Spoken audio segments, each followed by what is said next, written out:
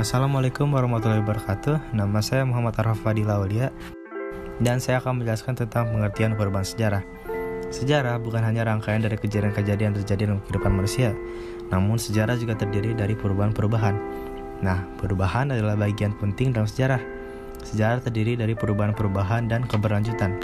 Perubahan sendiri dapat merupakan sebuah peristiwa sejarah dan dapat mengubah aspek kehidupan manusia. Perubahan dapat berupa perubahan bentuk pemerintahan, penemuan baru, perubahan kondisi geografis, kebudayaan material, komposisi penduduk, dan banyak lagi. Perubahan dapat membawa dari satu periode ke periode lain. Dan perubahan dapat berlangsung secara cepat dan mendadak yang disebut revolusi, atau bertahap dan dalam waktu yang lama yang disebut evolusi. Assalamualaikum warahmatullahi wabarakatuh. Saya Ditya Rakarsya ingin memberi contoh perubahan dalam sejarah.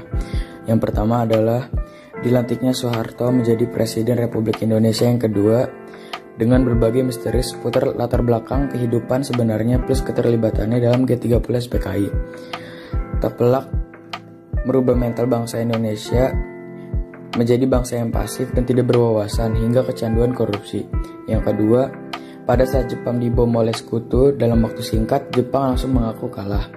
Yang ketiga, penerapan politik etis di Hindia Belanda yang mendorong adanya kebangkitan nasional pada awal abad ke-20. Assalamualaikum warahmatullahi wabarakatuh. Saya Rafli Fatan. Saya akan menjelaskan tentang keberlanjutan dalam sejarah. Konsep keberlanjutan yaitu suatu keadaan yang telah berlangsung lama. Keberlanjutan dalam sejarah merupakan rangkaian peristiwa di masa lalu, masa sekarang, dan masa depan yang tidak dapat dipisahkan satu sama lainnya. Keberlanjutan tersebut dapat kita ketahui dengan membandingkan dua atau lebih peristiwa atau keadaan pada masa lampau. Assalamualaikum warahmatullahi wabarakatuh.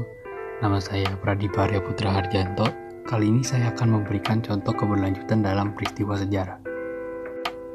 Contoh yang pertama adalah keberlanjutan perubahan Presiden Indonesia dari tahun ke tahun, yaitu dari tahun 1945 yang dipimpin oleh Presiden pertama kita, Insinyur Soekarno, dan sekarang dipimpin oleh Presiden ke-7 Indonesia, yaitu Bapak Joko Widodo. Yang kedua adalah keberlanjutan perjuangan pemuda Indonesia.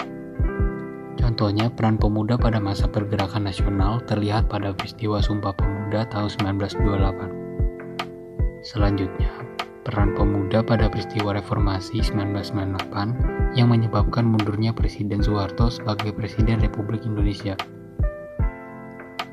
Yang ketiga adalah keberlanjutan Perang Sipil Amerika yang dimulai pada tahun 1861 dan berakhir pada tahun 1865.